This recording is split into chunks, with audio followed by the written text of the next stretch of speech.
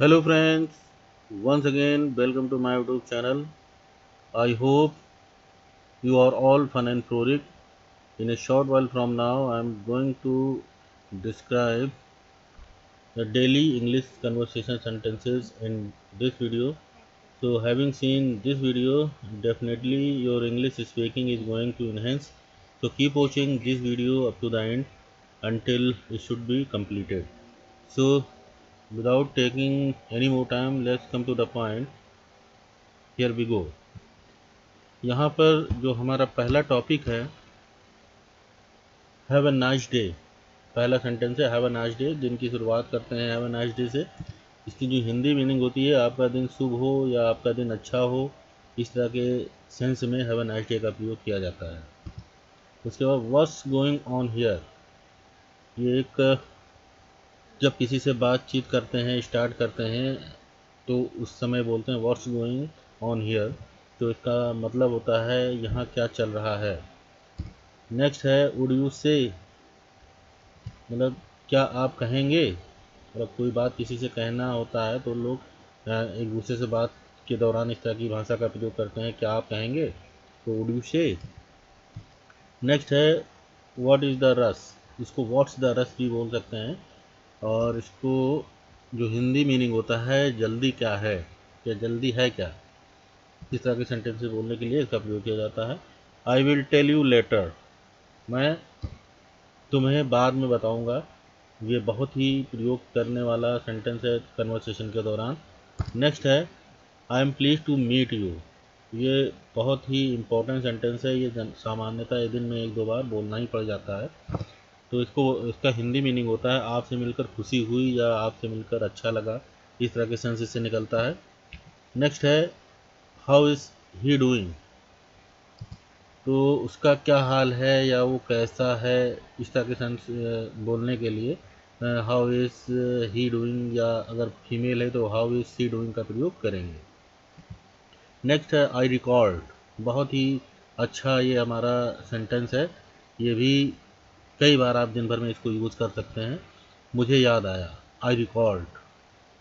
इस तरह के सेंटेंसेस को यूज़ करने के लिए ये भी है कि इट्स अगर टू मी, लेकिन आई रिकॉर्ड थोड़ा शॉर्ट ये हमारा सेंटेंस है, तो बहुत ही प्रयोग कर सकते हैं इसको दिन में कई बार। मुझे याद आया। आई डोंट इंसिस्ट मी, ये भी यूज़ कर सकते हैं दिन में आप कई बार। मुझ पर दबाव मत डालो, मतलब जब किसी पे दबाव डालता है कोई काम करने के लिए या किसी भी चीज़ के लिए, तो आप उस स्थिति में डोंट इंसिस्ट मी का प्रयोग कर सकते हैं। मुझ पर दबाव मत डालो, अगर इंसिस्ट डोंट इंसिस्ट हिम, उस पर दबाव मत डालो, तो इस तरह से इसका प्रयोग कर सकते हैं। नेक्स्ट है यू प्रेशराइज्ड हिम, यहाँ भी दबाव की बात हो रही थी, तो आपने उस पर दबाव डाला, you pressurised him. I will not tolerate this, ये भी बहुत ही प्रयोग करने वाला सेंटेंस है, डेली यूज में बहुत प्रयोग होता है।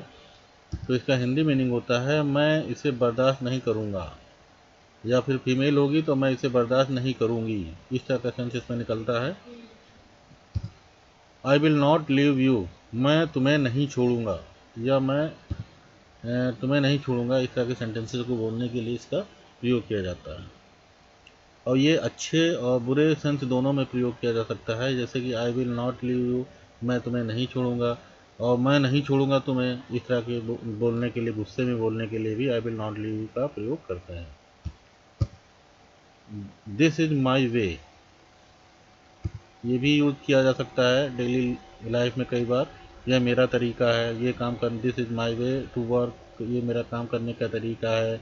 This is my way to play, ये मेरा खेलने का तरीका है। This is my way to read, ये मेरा पढ़ने का तरीका है। तो मतलब इस तरह से इसका प्रयोग कर सकते हैं टू लगाकर इसमें।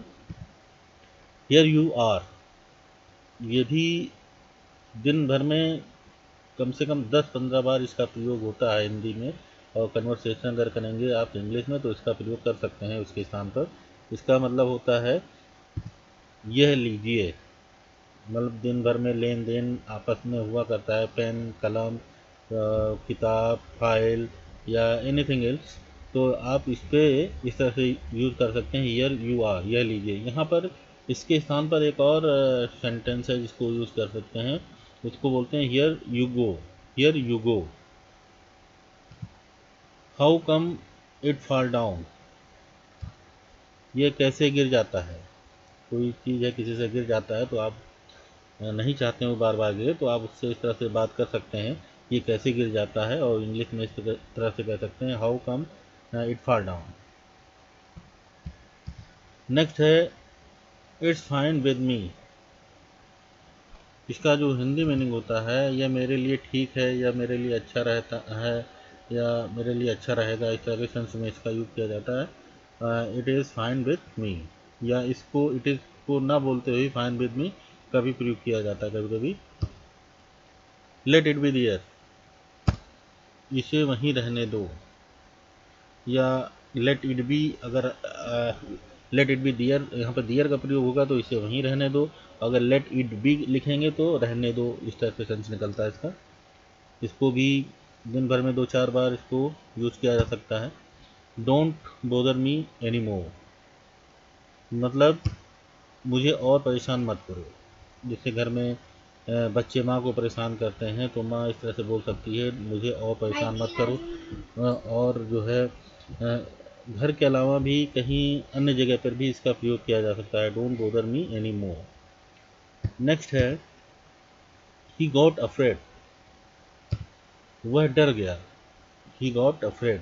अब यहाँ पर ही गॉट अफ्रेड, वह डर गया का प्रयोग किया गया है। उसके बाद हम देखते हैं यहाँ पर ये भी हो सकता है ही गॉट एंग्री, वह नाराज हो गया। गॉट के बाद आप यूज़ कर सकते हैं ही गॉट हैप्पी, वह खुश हो गया। तो इस तरह से सेंटेंसेस में इसका प्रयोग किया जाता है। ही इज़ ब्रेव, वह बहादुर है, वह बहादुर है। और नेक्स्ट है दैट्स टू मच मनी, मतलब ये बहुत रुपया है। इस तरह के सेंटेंसेस बोले जाते हैं। Friends, if you like this video and you are the first time here, so please consider to subscribe my channel right away, so that whenever I upload my new video on new topic you could get shortly.